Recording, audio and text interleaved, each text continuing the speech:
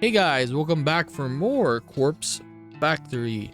So last time, Noriko had a date with Koji, but yeah, I think we have a new teammate now. And later on in the story, yeah, she had a mental breakdown at the mall with Kenji there as the security guard, and there was a detective as well. So anyways, let us continue the story.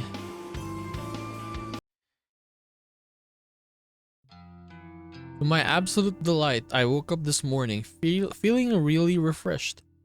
I was worried that my temporary incarceration at the mall would continue to stress me out today. Thankfully, my fears were unfounded. I spent the early morning cleaning up my room. I had to use some elbow grease to get a few specks of blood out of the carpet and to clean a bit of lipstick off my mirror. I even took my medication with a tall glass of water. And I didn't skip the pills I don't like this time. It will be some time before I feel stable, maybe even a few weeks, but the fact that I'm already taking steps forward has done wonders for my mood. Today's a day to stay inside and work on me. I can't have another incident like yesterday. I can't break down in public and put myself at risk. I can't break down at home again and feed on my insecurities and anxieties. I need to be strong for a corpse girl. For me. With my room now clean, I decide to spend a little time tidying the rest of my apartment. As I work, I make myself a new mental checklist of commitments. Noriko's promise list, if you will. Commitment number 1. I'm not going to lose my shit if a victim doesn't meet their demise. Just because the twin woman didn't kill herself doesn't mean I'm a failure. I had 3 successes before her and I'll have more successes again. I just need to try harder, work harder, refine my methods, and keep moving forward. And I'm not at a dead end yet. I have a trick up my sleeve after all. Kojiro's connection to the morgue may very well be the ace I need to win. Commitment number 2. I'm going to improve myself. I won't say that I'll fix myself. I'm not broken. Not yet. I'm going to improve. I'll keep up with my medication. I'll keep up with my social life. That means keeping in touch with the few friends I have. Aoi, Shinya, and Tomoe. I'm going to eat a little more, not much more, because I want to stay slim, but enough to give me more energy, more motivation. I don't want to be weak anymore. Commitment number 3, the last one. I'm going to get over Aoi. I love her. I love her since high school. In those days, she always stood by me. My insecurities and anxieties never pushed her away. She knew what I was going through, what I still go through, and she could relate to me. She has her own compulsion and anxiety to deal with, so I can't lean on her like I used to. Instead, it's my turn to help her out. But I will move on from obsessing over her. She isn't ready for a relationship, and she explained all the reasons why when she rejected me so long ago. Clinging to the hope that one day we'll be together isn't good for my current state. I need to be moving on. Moving forward, I need to let go. She is and always be my dearest friend. I'll always love her, but I will remain as simply my friend, and I will find someone else to call a lover. This last commitment really makes me feel like a weight has been lifted off my chest. Instead of obsessing over Aoi, spending countless nights lying in bed while looking at her photos, thinking about her in the odd hours of the day, instead of all that, I'll be able to move on. Even if it takes some time, I'll find someone who wants to be with me. There are plenty of fish in the sea, as they say. I can't say there's anyone in particular I have my eye on just yet. My social circle is pretty limited after all. Shinya is a guy I'm simply not interested in. There's no spark there and there will never be. I mean, he's with Tomoe now. Tomoe, as irritating as I find her, is oddly alluring to me. I don't like her clothes or makeup, or the whole aesthetic she has built for herself, but some part of me would kill to spend a passionate night with her. Then there's Kojiro, that weird, awkward, strange alien creature that I just can't wrap my head around. He said I'm gorgeous, he really said that. But it's too weird. I feel like he's the kind of guy that would stalk you and stab you if you ever broke up with him. For now, I can't think of anyone I would seriously pursue, but I'll give it some time. I have all the time in the world. I find myself smiling as I finish tidying up the apartment. Having a nice, clean place to live really does help lift the spirits. Unfortunately, I still have to manage to get rid of the lingering scent of mold that always wafts around. It's a musty odor that seems to be ingrained in the very walls of the apartment buildings, for at least as long as I've lived here. I know it's not coming from my apartment because it's pretty easy to smell from downstairs too, and as far as I can tell, my place is completely mold-free. I might not be the best at cleaning, but if nothing else, I keep disgusting mold out of my home. Still, the occasional odor aside, my place is clean and cozy now. I lay down on the couch and stretch my body, letting my taut muscles stiffen and then relax. The day is still early, and it feels good that all my chores are already complete. The icing on the cake is the fact that Corpse Girl has 2 new requests sitting patiently in her inbox. I logged in earlier and saw them, but decided to sort out my cleaning first. Now I can reward myself by spending the rest of the day working on new requests. I can hardly contain my excitement at the prospect 2 requests to work on is better than I could hope for. And I'm sure at least one of these new victims will fall. My positive attitude will go a long way to ensuring my success this time. Unable to restrain myself anymore, I snatch up my laptop from its charging point next to the couch.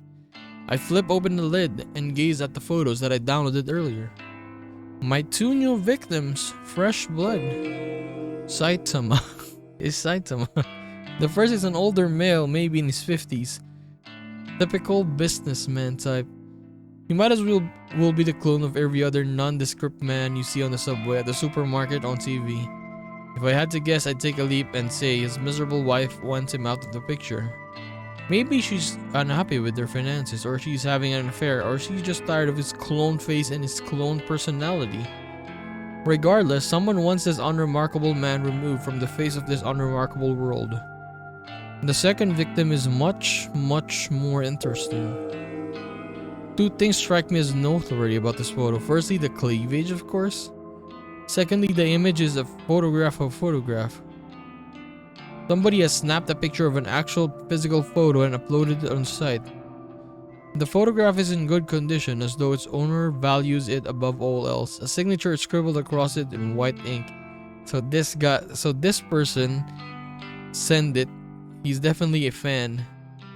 It's an autographed photo of someone who is perhaps moderately famous. I don't recognize the woman in question, and the signature is such a mess that I can't make it out a single kanji in her name.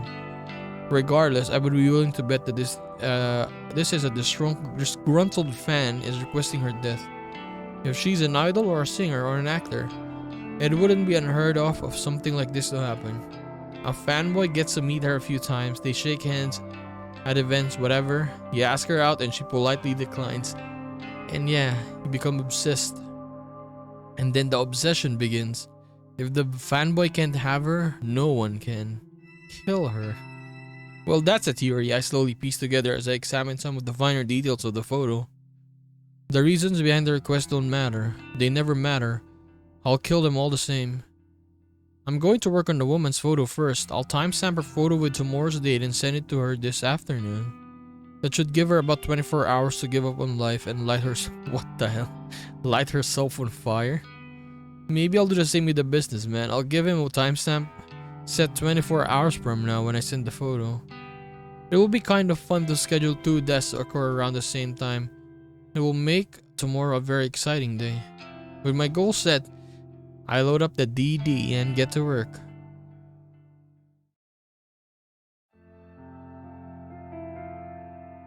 We're in the office now.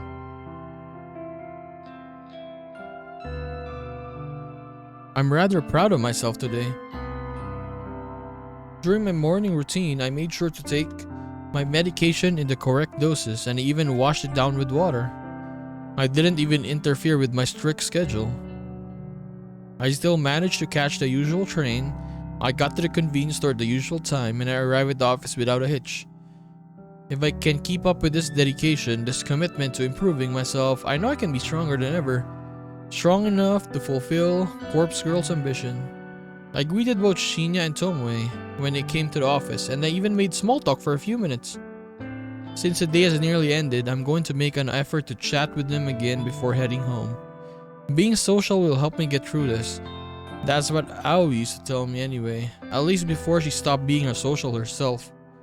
It's about 5:45 p.m. and although both of my latest victims should have killed themselves by now, I don't feel the need to obsessively check the obituaries. I have a news alert set on my phone, of course. If it uncovers anything, I will be notified, but even if it doesn't, I won't stress out. I'm playing cool, stoic, unflinching Noriko. The drone in the office always reaches its nadir at this time in the evening. It's actually quite pleasant being able to sit in a quiet environment and feel the soft breeze of air conditioner against my skin. I like to take this time to slowly pack away my things and get ready for the journey home. As I take off my headphones and stretch my arms, Tomoe approaches me with a spring in her step. Yeah, what up, slut? About a week ago, I would take in Tomoe's greeting as an insult. Now that I know her a little better, I can tell she's actually just being affectionate. Despite any differences we might have once, she really seems to have warmed up to me. Hello. How did your day go? You know, same old. What about you? It went well, thanks. Good to hear. You know, Shinya and I are supposed to go out tonight, but... What's wrong? Hasn't he seemed, like, kinda off today? He can barely look me in the eye. Really? I spoke to him this morning. He seemed okay. You don't reckon he's seen another woman, do ya? Huh? Another woman? Some fragment of a memory, some glimpse of a murky recollection flutters around the corner of my mind, just out of reach. Shinya and another woman. Something is on the tip of my tongue, but I can't quite formulate my thoughts. Shinya isn't the type to cheat, though, so... I don't know. Cheating? No, Shinya wouldn't do that. He was so nervous when he spoke to me about being pressured into sex. Oh, that's it. The memory that was flitting around the edges of my consciousness has come into the light.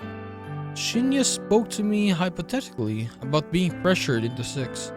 He said Tomoe wasn't the one pressuring him, so who was he talking about? Is this something I should talk to Tomoe about? If Shinya really is having a hard time and actually differently around Tomoe, then the relationship could really be in trouble. But is it even my place to say anything? Shinya spoke to me in confidence. He's my friend. But Tomoe is my friend too, and she seems genuinely worried about him. I take a deep breath. This is just the office drama like usual. Noriko would normally just reject it all and ignore these people. She wouldn't give it a second thought, but that's unhealthy. Anxious, scared, weak Noriko. I don't want to be that girl anymore. I can be more than that. I'm improving day by day, and part of that improvement involves being social. It's good for me, right? Shinya and Tomoe are my friends. People want their friends to be happy. That's normal. That's normal, right? I think so too. I want them to be happy. Together. I swallow hard and speak my mind. Tomoe, I think that Shinya may be involved with another woman. What? Are you serious? Listen though, it's not exactly how it sounds. He came to me a little while ago and asked what to do if someone pressured him into sex. I know that you're not the one he was referring to, so... I think he may be in trouble. I think someone else might be forcing him to do something he doesn't want to do. What the fuck? He spoke to you about it, but not me? Tomoe, he seemed really depressed about it. I think he wanted to resolve the situation without having to worry you.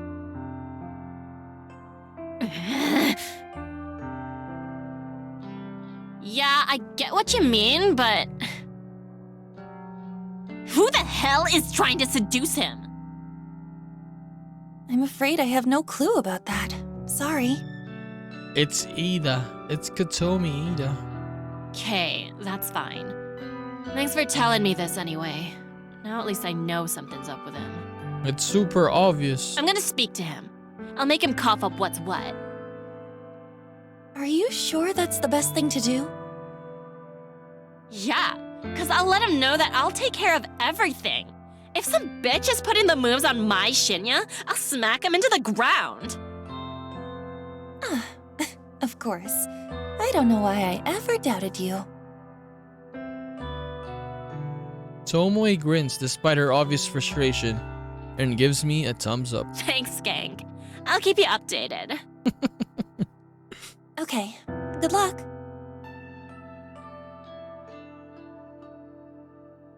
She spins on her heel and leaves me behind. I think I did the right thing. Surely Tomoe will get to the bottom of the situation. I watch as she wanders over to Shinya's desk. They exchange a few words that I can't hear from my position. Tomoe then leaves, and Shinya sluggishly lowers his head to rest against his desk. Now that Tomoe has left the office, only a handful of stragglers remain on the floor, myself and Shinya included. I find myself watching Shinya for more than a few minutes. He doesn't seem to notice that my gaze is locked on him. A few more of my coworkers take their leave and an eerie quiet descends over the empty office floor. I remain in my chair, staring intently at Shinya's distraught face.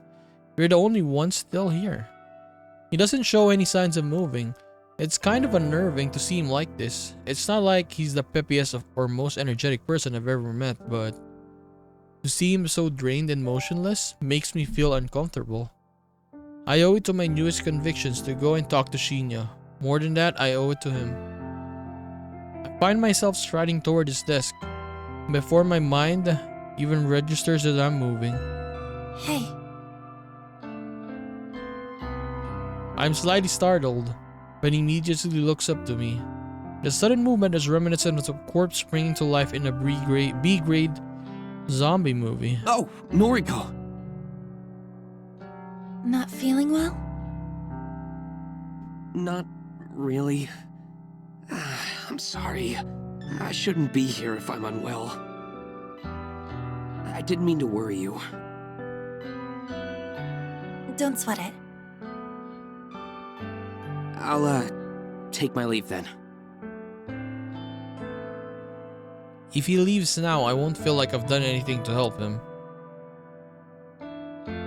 As awkward as it is, it feels to pry into his personal affairs. I need to dig deeper if I'm going to try and help him feel better. But what should I even say? Of course he's not having trouble with Tomoe. Tell me what's wrong. Tell me what's wrong.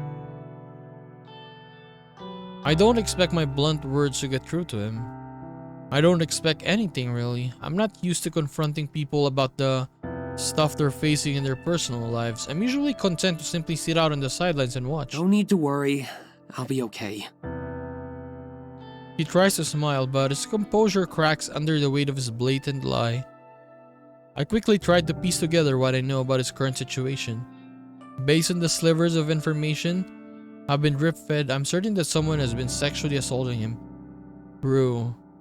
At the very least, someone has been trying to force him into doing something he doesn't want to do. I don't know who that person could be. It could be someone from the office. It could be someone from his private life. I'm confident that it's not Tomoe. Shinya isn't the kind of person to stand up for himself. And he's probably not the type of person to speak up when he's feeling down. But his recent composure reveals volumes about how he's truly feeling. Whatever the situation is, it is painfully obvious that Shinya is a victim. Whatever is happening in his life, it's not his fault, and he's too proud or stoic or embarrassed to seek help, even from his own girlfriend. If I don't put one foot forward and cut to the chase, chances are Shinya will never build up the courage to ask for help before it's too late. Someone is sexually assaulting you, right? He doesn't say anything. He doesn't even flinch, which I have to give him credit for. This is the guy that couldn't keep blushing the last time the word sex was mentioned around him. Yes. Oh, see? He admitted it. His calm response and even calm demeanor divulges his inner turmoil. I see. I don't know what to say next. I see probably wasn't the best starting point. By it, I'm truly lost at words. He confessed so readily and that expected more resistance. Can you tell me who it is? I can't tell anyone. Not you. Not Tomoe. I can't even tell my father, and he's a detective. A powerful authority figure. Oh, imagine if the detective we saw was Shinya's dad, right? They're so different. There's nothing I can do. I'm trapped. I mean, that's a detective, so it's probably Shinya's dad. Maybe, but let's see. Trapped. It's a feeling I'm too familiar with. It's a feeling shared by countless victims, not that Shinya and I have ever gone through the same trauma. A part of me can't help but wonder if that feeling of helplessness is what flashes through the minds of my own victims. Actually, I don't have to wonder. I know it to be true. The realization makes me feel simultaneously queasy and satisfied. What will happen if you tell someone? I don't know. If the truth comes out, I could lose my job. I could lose Tomoe. His job. Then it's somebody we work with. Somebody in this very office has been taking advantage of Shinya. Somebody here then. I speak my thoughts aloud and he looks directly at me. How? You're worried you'll lose your job if you come forward. It's obvious. Sorry, I'm not trying to sound rude. If this person found out you came forward, you'd lose your job. Then it's someone in power. A manager. An exec. And that's why you can't tell me. That's right. I nod. I can see that predicament. So, you don't have to say another word to me. Huh? It wouldn't be your fault if I stumbled upon someone assaulting you. It wouldn't be your fault if I was around to witness it. Noriko. A gleam of resolution sparkles from deep within Shinya's cloudy eyes. It's almost as if he's come up with a brilliant scheme. A scheme that I not so subtly planted within his mind. Shinya takes a deep breath before collecting his I'm bag. taking the elevator up to the executive offices. Please don't follow me. Ooh, we're gonna follow him. With that, he gently pushes past me and makes a beeline for the elevator. As the doors close behind him and the familiar thrum of the elevator pans around me, I stand still and close my eyes. I count to 100 in my head, giving Shinya a generous head start. The sun dips behind the office towers in the distance while my eyes are closed. When I finally finish counting, I open my eyes to a dark and empty office. With a deep breath, I walk in the trace of Shinya's footsteps towards the elevator.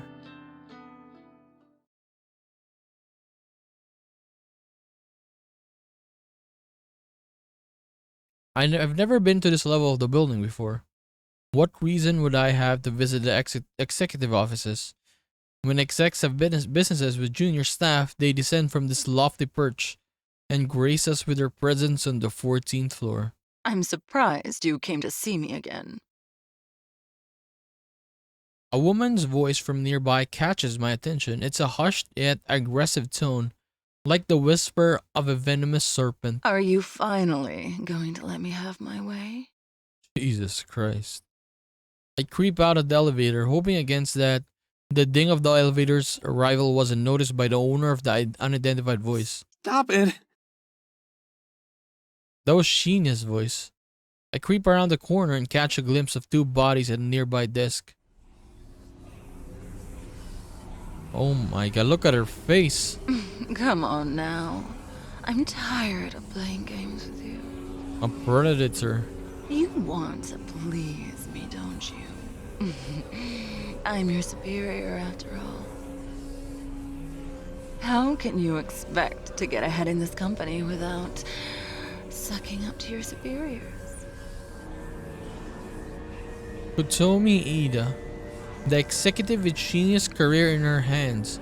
The very same woman who blamed Shinya for the mishap with hiring Aoi.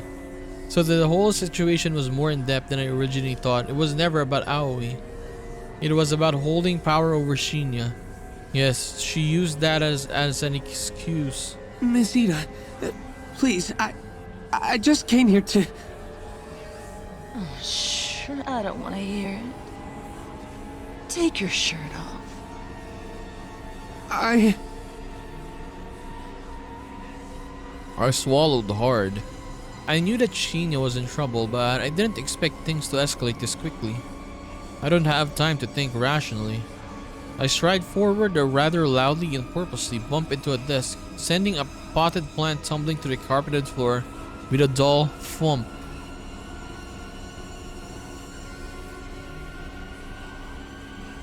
Kotomi's neck pivot at full speed and she turns to face me. Her eyes narrow into a hateful slit as she withdraws from Shinya. Within seconds, Kotomi has abandoned Shinya and drawn close to me. Kurosawa, what in hell's name do you think you're doing here? This level is for executives only. I should have you thrown out of here by security. Fujikawa isn't an executive either, Miss Ida. And he looks quite at home here. Shinya stands in the background, shyly tidying his shirt. Kotomi's eyes somewhat narrow even further to the point where I'm certain she can't possibly see anything. Fujikawa's business here is none of your concern, Kurosawa. Leave. Now, or I'll have you forcefully removed. I fold my arms over my chest and dig my heels into the ground. I'm not one for confrontation. I'm not one to hold my ground against a powerful adversary. And yet this vivid image of Tomoe has bloomed in my mind. Tomoe, so strong-willed and head over heels in love with Shinya. Tomoe, who would do anything to protect the guy she adores. When Tomoe is absent, it falls to me to protect Shinya. Fuck off, you filthy stink. Oh! I can't believe the foul words that tumble out of my mouth. Apparently Kotomi can't believe it either because her eyes finally widen and her jaw drops. She looks like a stupid idiot. Somehow Tomoe, an indomitable spirit seems to have inhabited my body. My words echo her own, or I've just managed to find a temporary burst of courage. What did you say to me? You heard me loud and clear. Back off from Shinya. If I catch word that you're harassing him, I'll have you in a legal headlock quicker than you can blink. You don't even know what you're talking about. Trust me, I know enough to bury a dirty slut like you. Oh! Kotomi grits her teeth, and a vein protrudes from her forehead. Without another word, she simply pushes past me. Her shoulder slams into mine, but by some minor miracle, I manage to hold my ground. I hear her footsteps fade away as she leaves the floor. I exhale sharply and the wave of dizziness suddenly washes over me. Noriko! That was amazing! I nod and sway a little, then take another deep breath and rebalance myself. Happy to be of assistance. I can tell Shinya doesn't know about what to do next. It looks like he wants to hug me, but given the gravity of this recent situation, we both silently decide that's not the best idea. Instead, he settles for patting my shoulder with his hand. Thank you, Noriko. Thank you so much. I don't know where you get your courage. Perhaps I could stand to learn a thing or two from you. Don't sweat it. I'm going to go home for now. I hope that's okay. Of course. Go get some rest. Shinya smiles for the first time in a while, and he releases his hand from my shoulder. After he's gone, I collapse into a nearby chair and listen to the frenzied sound of blood pounding through my veins.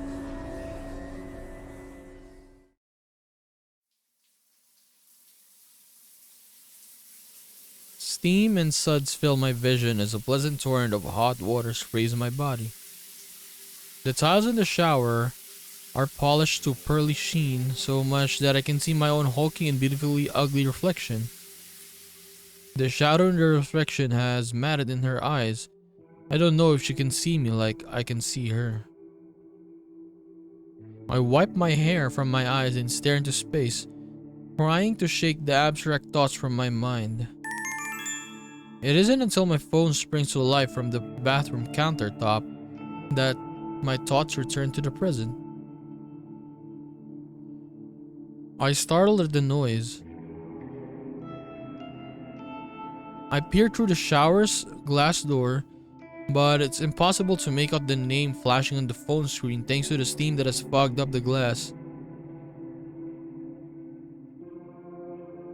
Aoi is the only person who regularly calls me, so it could be her ringing. Aoi is the only person, okay.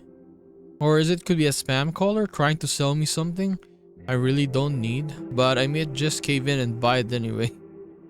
Because it's a nice feeling that someone thought to call me.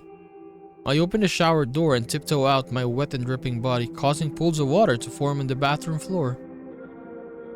A deft hand snatches up my phone and I clutch it to my chest as I retreat back into the shower. The water never stopped running and it greets me with a welcome warmth that I bask in it once more. My phone is a fairly new model, so it's conveniently waterproof. I take advantage of this feature on occasion. It's nice to be able to submerge myself in the water and browse the web to truly escape my own thoughts. Heavy droplets smack against the phone and dribble down, but my eyes ignore them as they scan the screen. The incoming call is a voice chat request from a noise user. It's Koji again. Koji. Kojiro is calling me? I answer the call. Noriko? Hey. Hi. Good time? Bad time. Sure. Mad. Wanted to tell you something. Yeah? I saw a post on... On what? This call has static. Sorry, it's just the shower running. Oh, in the shower? Yeah? Huh. Okay. Well... Sorry. Awkward now. Really, it's fine. What did you want to tell me? Okay. Saw a new post on Noise Chan today. Noise Posted this Chan. afternoon. Might interest you. The message board about Noise Channel is often affectionately referred to as Noise Chan by certain frequent users. I'm not really surprised that Koji is the type to call it that. What was the post about? Well, someone wrote this. I quote, "Hey, so today I got a strange score photo from a number I don't have in my contacts." Continuing, "Not sure what the deal is. It was gross though. Wondering if any hackers can trace the number or something?" End quote. Thoughts? A strange score photo from a number I don't have in my contacts. Sounds like Corpse Girl has struck again.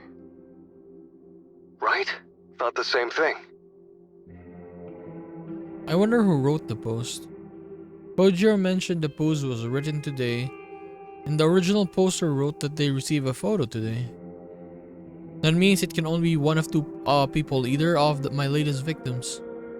The carbon copy businessman or the attractive semi-famous singer, idol, actor, whatever. So, who wrote this post anyway? Don't know. Anonymous. Of course, it was a stupid question. No one would attach their name to a strange Was post. hoping you could tell me.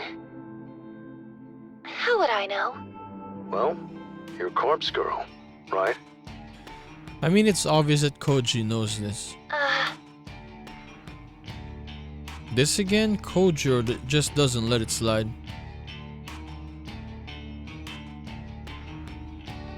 Why does he suspect me now? What did I do this time? It's okay. We can discuss later. I mean, it's super obvious though. When you're talking to Noriko, like when they had their conversation, like she pretty much is telling him. First and foremost, the names. How do you know the names or the bodies, right? That's a giveaway already. Oh yeah, the original post has a reply. It does? I'll read it too. Quote, "You got this too? Was the gore photo a picture of yourself? I'm worried. Received a similar pic from the same number. Ooh. Continuing, thinking about contacting the police. Not sure if I'm overreacting." End quote. So the first post received a reply. Interesting. Very interesting. Both posters talked about receiving a photo. That can only mean that one of them is the boring businessman and one of them is the semi-famous woman. However, the fact that they've taken the discussion online instead of just slitting their own throats is rather troubling. Were the photos not convincing enough to make them kill themselves, or not enticing enough to summon another entity to snuff out their souls? Was this attempt just a repeat of the failure I had with the twin woman? Anyway, enjoy your shower. Let's talk tomorrow, Corpse Girl. Before I can interject, Kojiro ends the call.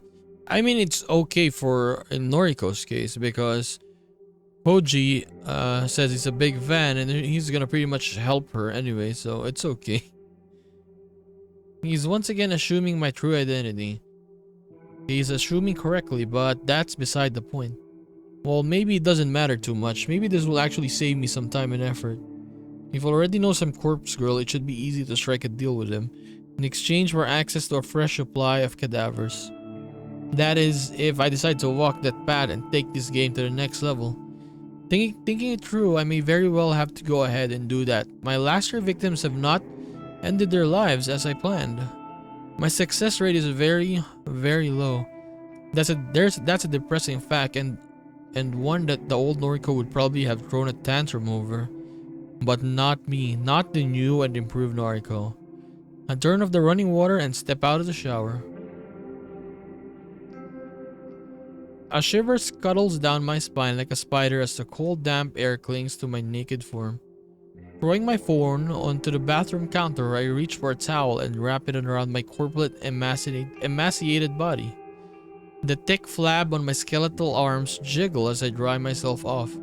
When I'm satisfied that my fleshy and cadaverous body is completely dry, I grab a second towel and wrap it out around my hair. A cursory glance in the mirror as I leave the bathroom reveals my gaunt face and prominent cheekbones. I get the feeling that even though I'm gaining weight, I'm thinning out more and more. Although my body isn't perfect, I'm still in love with my eyes. I wouldn't change a thing about them. While my frame simultaneously grows plumber and slimmer, I hope my eyes will always stay the same.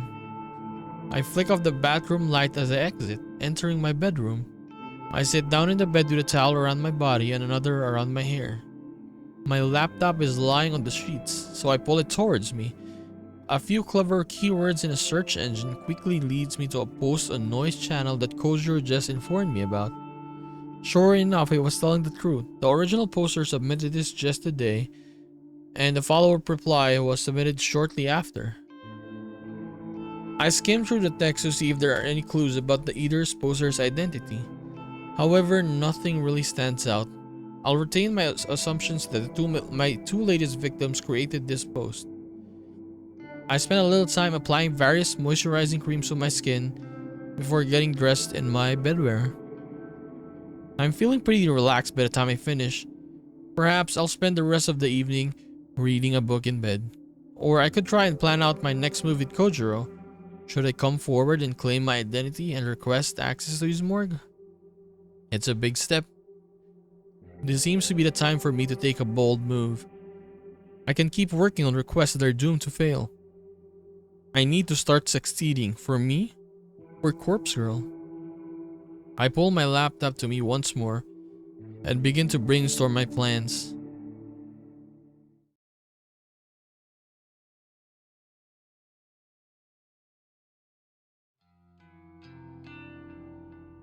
Okay. Okay, we will talk to him. We will talk to him in the next episode, guys. So, yeah, we learned of the identity of Shinya's assaulter, but it was kind of obvious, honestly. I mean, from the get-go, like you knew it was her when Shinya said something that it was not Tomoe. It was very obvious. So in the next episode, we will talk to Koji, and we're gonna be partners for sure. So anyways, I'm gonna see you in the next one. Bye bye.